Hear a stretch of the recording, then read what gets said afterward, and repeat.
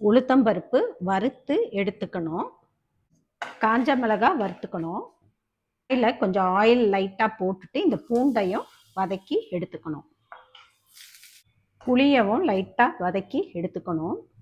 தேங்காயவும் வறுத்து எடுத்துக்கணுங்க. மல்லியவும் இதில் போட்டு வதக்கி எடுத்துக்கணுங்க. கொத்தமல்லி நல்லா வதங்கக்கூடாது, ஓரளவு வதங்கினா போதும். வறுத்த காஞ்ச மிளகா, பூண்டு, தேங்காய், புளி, உப்பு, இது கூட வறுத்த உளுத்தம்பருப்பு, வதக்கின கொத்தமல்லி இலைங்க, இது எல்லாத்தையும் ஒன்றா சேர்த்து மிக்சியில் அரைச்சிருவோங்க. எல்லாம் மிக்சியில் சேர்த்தாச்சுங்க. இதை அரைச்சி எடுத்துடணுங்க. கடுகு உளுந்து பொரிஞ்சிருச்சுங்க.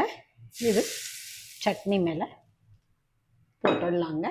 சட்னி ரெடி ஆயிடுச்சு. தோசை, இட்லி எல்லாத்துக்கும் சூப்பராக இருக்குங்க. இதாங்க கொத்தமல்லி சட்னி ரெடி. ட்ரை பண்ணி பாருங்கள் நீங்களும்.